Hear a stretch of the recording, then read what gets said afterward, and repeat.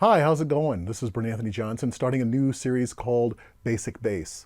We're going to cover a lot of basic fundamentals on the instrument just to get people started. I have noticed that a lot of people tend to grab this sort of instrument and just begin playing it, and as a result, people don't use their fingers the way they should, or fretting hand and plucking hand the way they should. They just go for it.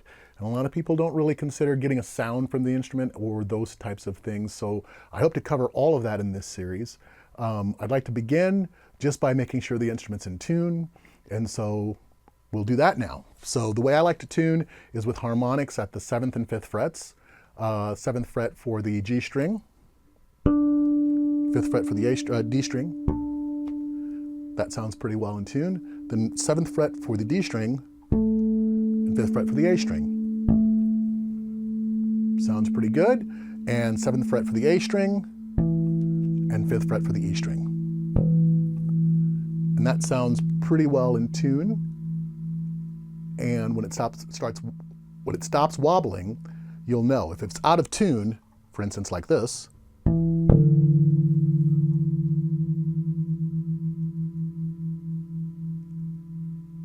when it stops that wobble, you'll know you're in tune. That's why I use harmonics, because you can actually hit a note and take your hands off the instrument, not have to worry about it. Back in the day when I began playing the instrument, we would do this. And my ears would never work in a way that allowed me to hear that properly. But this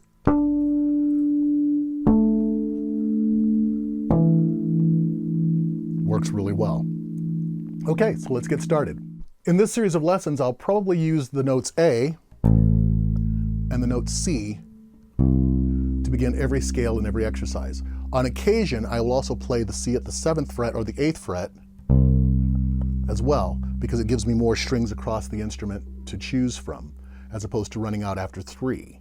But because we're starting with basic bass, this is what we're going to do. So the first exercise I'd like to cover is your basic major scale. Why not? Do, re, mi, fa, sol, la, ti, do, right?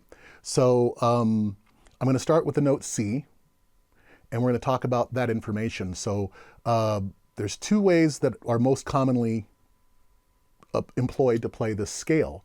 The first way is very common. As you know, it would start with the 2nd finger on the C string, which is 3rd fret of the A string, pinky on the D string, 5th fret of the A string, 2nd fret of the D string, which is E, 3rd fret of the D string, which is F, 5th fret of the D string, which is G, 2nd fret of the G string, which is A. Here we go. 4th fret of the G string, which is B, and then the octave. And when you're playing scales, you want to go from do to do. Do, re, mi, fa, sol, la, ti, do. So it sounds like this.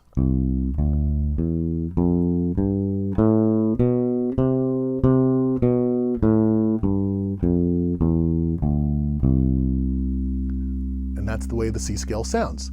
Of course, there's 7 notes in the C scale, which incorporates all of the information that's comprised of the key of C. We'll get to that in a little bit.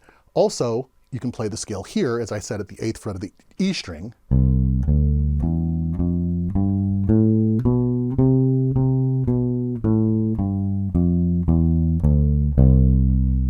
And I like this particular usage of the scale or this employment of the scale, because the C on the E string sounds a little deeper and more sort of bass-like than that particular C. And it's just a matter of choice. It's just a matter of, how you want the C to sound and that sort of thing. I don't generally play above, for these lessons, I probably won't go above the 10th fret. I might show you some examples of that kind of information, but not really. We're going to stick with some basics and do some really fun things, because over the years of teaching, I've learned that students don't necessarily find practice fun. They think of it as a duty or a chore. And so as a teacher, as an instructor, I went about ways to try to make it fun. As I said, there's a couple of different ways that the scale is employed usually. The way I like to play the C major scale starts with my index finger on C, my middle finger on D, which is the 5th fret, by skipping the 4th fret, then my pinky on E, which is the 7th fret of the A string.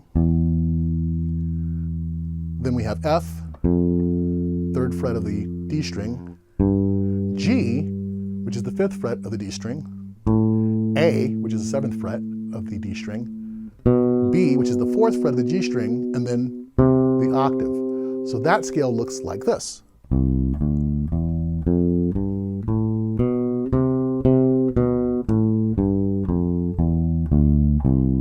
And the reason I do that is because it allows me to have one more note per string than this scale.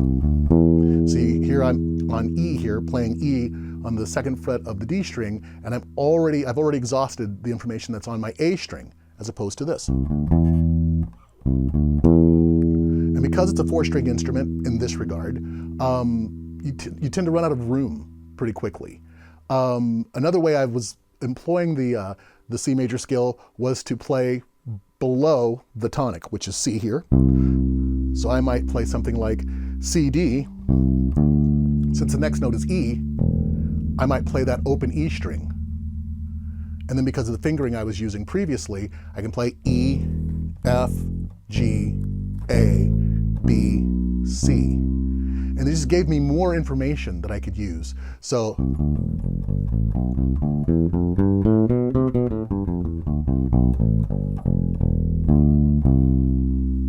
and so I like to use as much information as I possibly can given the scale.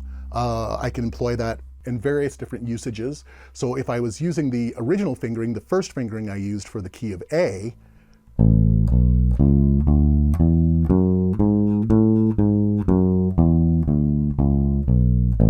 which is pretty commonly the first scale fingering that people use, I could go on the 7th fret of the A string, I could actually use low E again.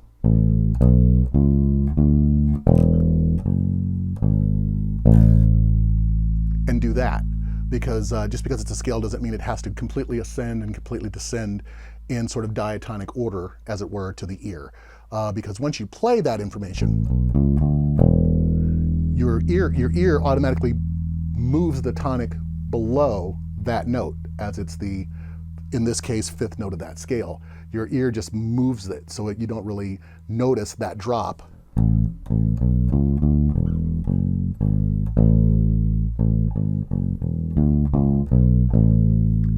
And that's another way to employ the scale if you're going to use that fingering.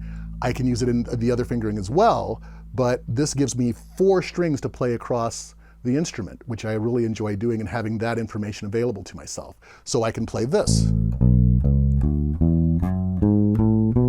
And I've got more information. At that point, I can play what used to be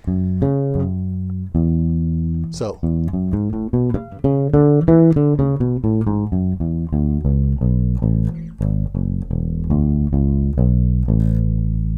And so I look at that as sort of the full usage of the scale that I have access to if I'm simply playing the A major scale.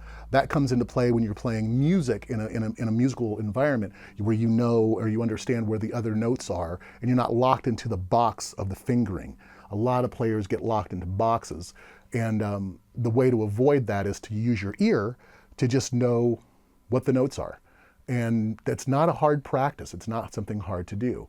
So if you just pay attention, and when you're practicing, sort of engage your mind. It's more than just fingers wiggling on the strings, you know, that sort of thing, and you're just kind of noodling along.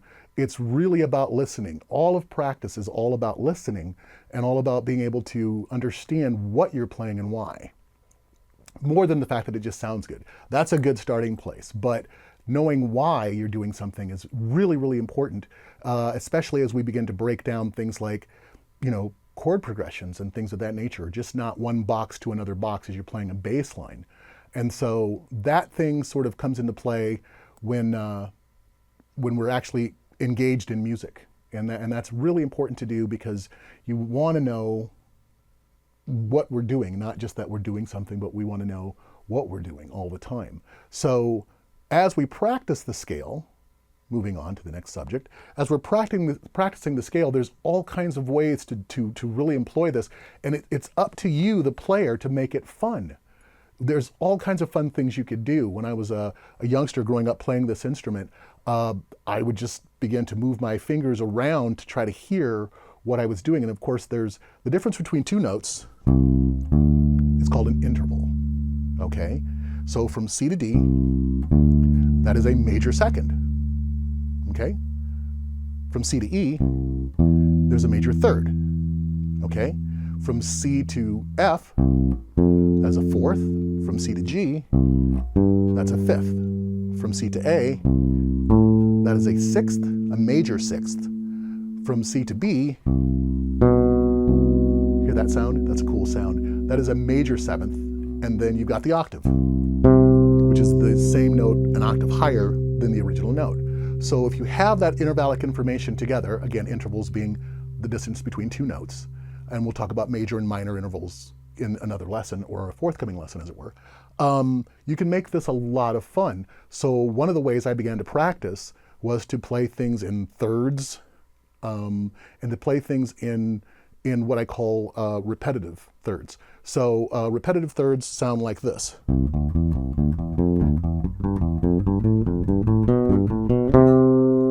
So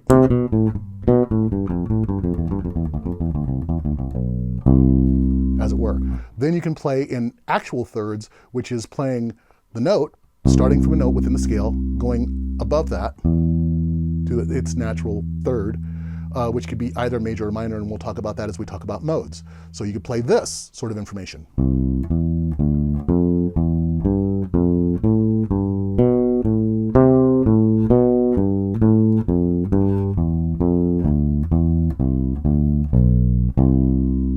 Now notice I played the B at the end of C, I played the major seventh here as opposed to here.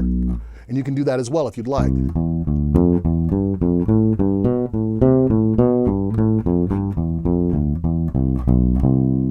But it just moves me out of that position, which is okay to do, but for the sake of practice, this will get you there quicker because muscle memory tends to like to stay in place at least to get the general information, and I like to use the instrument to get as much information as I can out of it in this position, in a position, not necessarily a box per se, because typically when I say boxes, I mean things like this.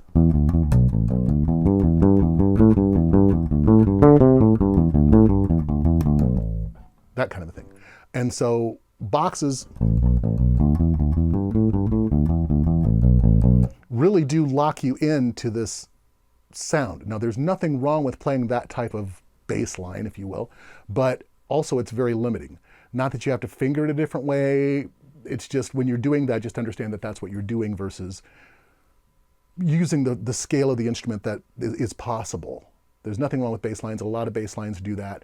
As long as you know where you're going next, as long as you're here and you understand that that's probably an A minor type sound. And so that idea is a cool idea, but that's essentially what you're doing. When you're practicing, the idea is to open as much of the instrument, as much of your technique, and as much of your mind as you possibly can. And that will allow you to do great things and hear great things too, because practice is all about learning and all about listening. And so you can play thirds, as I just said. You can play fourths. You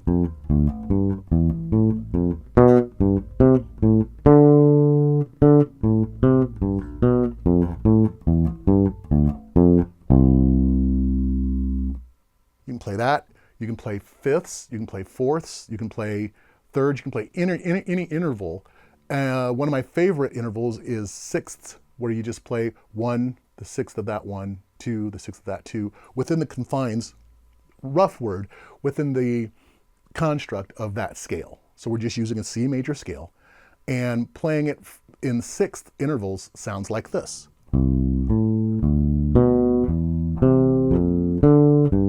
See what I'm saying?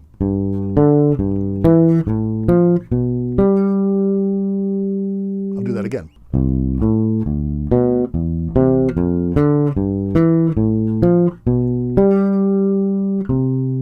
So note I'm playing the C here, which is an octave above the C on the 8th fret of your E string. But see what that did to the ear. It was actually really melodic. It was actually kind of musical and fun. And so you can make scales musical and fun. And that's the idea, because that's how we become musicians. We become musicians by playing musical information. It's not about the number of scales you know or how to employ them in a given place, though that is a great trait to have, a great talent to have developed. But just because you're playing the right notes doesn't make it musical. And so if you have the sound of your instrument that you like, you're employing a technique that you can to the best of your ability at the moment, then you can learn how to make music. And that's really the idea. So you can take this same idea, as I was just using, and employ the right hand. Now I use a 2-finger pizzicato technique. As you can see, I use all 4 of my fingers on my fretting hand. But my plucking hand, I typically start here. If I'm employing chords and things of that nature, I might use my thumb, or on occasion, in different situations, I might use my ring finger as well in my right hand. Plucking hand, as it were. But this is kind of the basis of where I'm coming from here. And if you're using a pick or a plectrum, do that as well, and just kind of understand the difference between upstrokes and downstrokes and how those sound. Notice the difference. Take note of the difference of how your index finger and your ring finger sound slightly different. But that's not a bad thing. As a matter of fact, it's actually a good thing if you use it well. And there's so much to be self-conscious about when you're practicing. There's so much to be overwhelmed by. There's so many things that we all do as players that we don't like, that we do that's part of our sort of idiosyncratic nature. But sort of allow yourself to embrace that stuff, because that's what makes you as a player you. That's why you don't sound like anyone else at the end of the day. That's why when you're learning someone else's music, particularly before you begin to learn how to sight read and those sorts of things, which is another thing that it should be developed as a player, you'll try to mimic someone's line and it just doesn't quite sound right. That's because you're you. You have these hands and they have their hands. And that's really something to come to grips with as far as just realizing and allowing yourself some grace as a human being, and just allow yourself to be. There's nothing wrong with that. So when we go back to this whole idea of the C scale, this time we're going to incorporate more of a right hand or plucking hand scenario. And there's all kinds of wonderful things you can do. As an exercise, when I was younger, I wouldn't play notes per se. I would just try to get my right hand together by playing things like this. That sort of thing. So you can play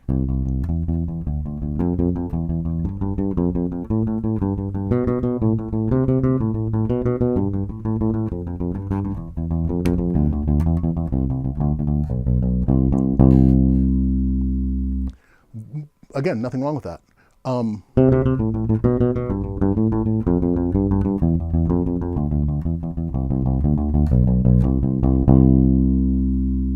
And it's really kind of up to you how you want to break that out. A lot of licks that are played by celebrity bass players start that simply. And it's because, once again, the idiosyncratic nature of how we're put together and what we hear and what we're striving for, that allows us to come up with those things. Things that influence other players, I'm not influenced by. By the same token, things I'm influenced by don't influence other players, or it's just a consideration, or it's just a matter of, I never thought of that. I can't tell you how many times I've sat with a student and they start going through an exercise that we're playing together, and they'll play something and I'll stop them and say, that was cool, what was that?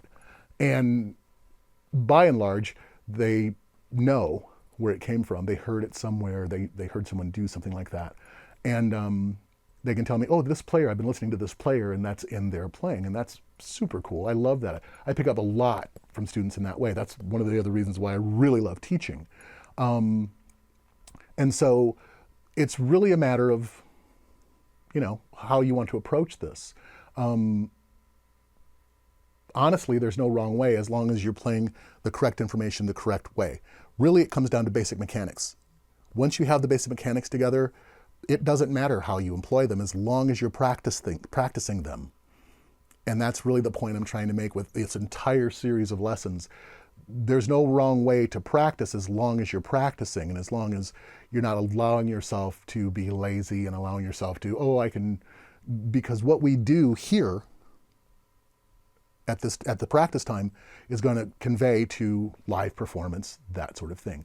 Our knowledge, our understanding, even our sort of harmonic bent as we start to hear things and we don't hear other things, is all based upon this, okay? So that's just something to keep in mind. Another scale that I'd like to cover in a very, very basic start-off point is the minor scale. Now we're going to talk about how the minor scale and the major scale are related, and it's not in the way that most people think, because a minor key or a minor sound is totally different, completely different than a major sound. They are related, and we're going to get to that. But as a fingering exercise, let's do the basic fingering for the minor scale as we know it. We're going to start on C, and the way it's most commonly played is index finger on C, third fret of the A string, ring finger on B, or D rather, ring finger on D, the fifth fret of the A string. Then we have our pinky on E flat. That is called a minor third. So from C to E flat is a minor third, whereas C to E is a major third. So you can see the difference between major and minor. Minor means flattened by typically a half step. Okay, so we've got C, D, E flat. We're going to take our index finger and play F on the D string, third fret. We're going to play G with our ring finger on the fifth fret. Then we're going to play A flat on the sixth fret of the D string.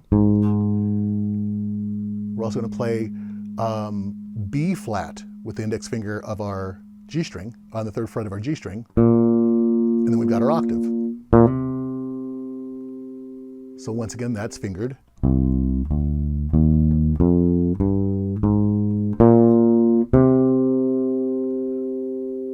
So the notes, so the intervals that are comprised here are root, second, minor third, fourth, fifth, minor sixth, minor seventh, octave. And you can do the same types of exercises as you can with the major scale. So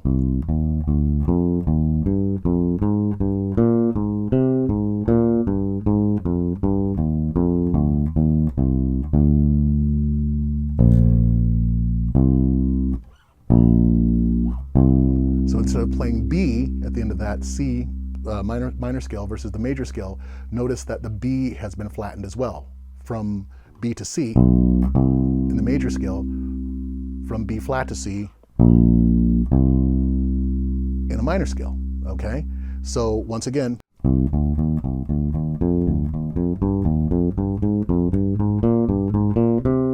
see?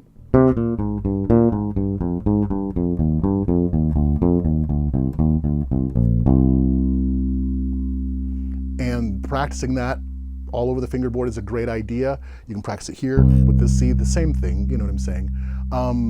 It's just about how to make this fun, and why not? Why not? Practice time is not performance, and that's another key thing. Please, please realize as early as possible that practice is not performance.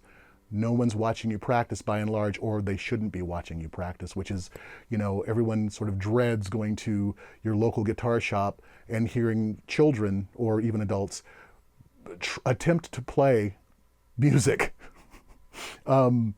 This sort of thing should probably happen at home, just my opinion. So when you do play in front of people in any context, it flows, it sounds like music. And so, you know, I think a lot of people sort of perform their practices back in the early 80s and so forth, when we were talking about practice sort of ideas and things like that. People were actually practicing in front of mirrors, watching themselves practice. That was a very common practice when I was younger. I don't know why you would do that, other than how to learning how to sort of pose and learning how to, you know, grimace the proper way while you're playing a bunch of notes. I think we all do sort of make faces and things of that nature while we play, especially if we're thinking. But that is something that doesn't need to be monitored or coached, you know, necessarily. Again, my opinion. If you want to sit in front of a mirror and play scales, okay, there's nothing wrong with that. You know, I'm not hating on anybody doing anything. However, I've always sort of concluded that practice is something you use your ears for. You want to hear how the instrument sounds. You want to hear how you're approaching notes. You want to listen to the duration of your notes and the cutoff points. The cutoff points of your notes, because it's very important not to play something like this, again, using the C minor scale, natural minor scale.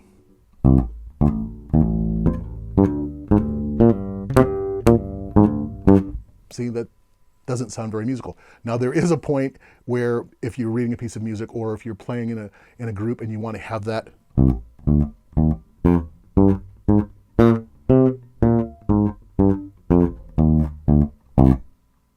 so you can actually approach that in a cleaner, more musical way because of technique. You don't necessarily want to do that. I can't think of a musical environment in which that would be good or sound good, because it's when you're presenting sound to yourself first, that is one of the most selfish acts we do as musicians.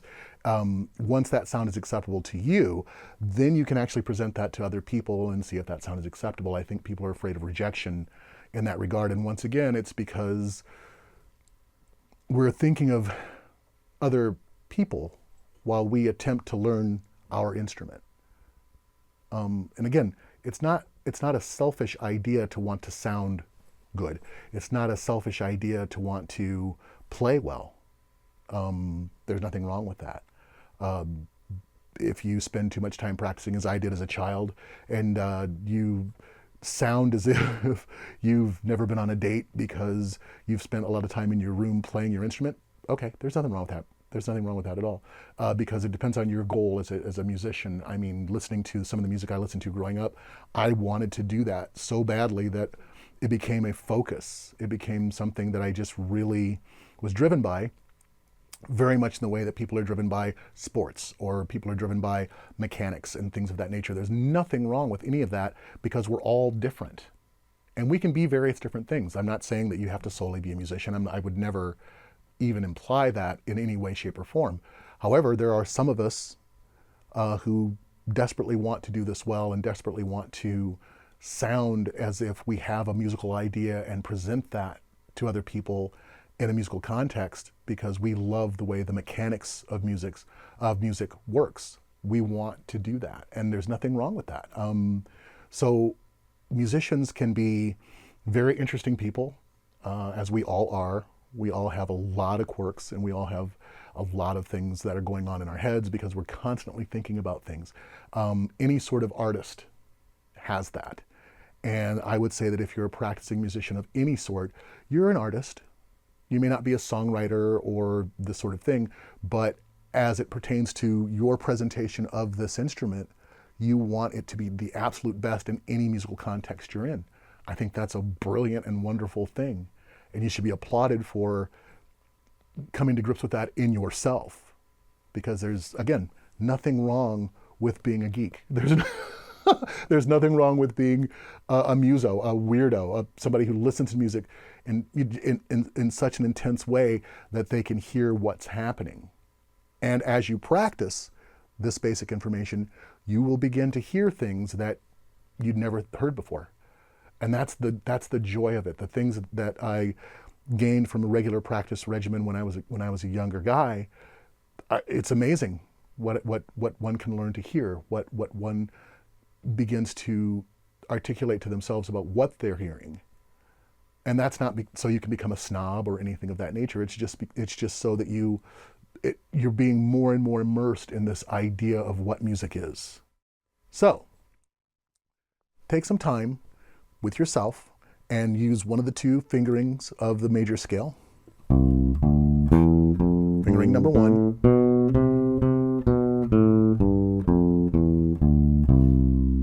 Fingering number 2.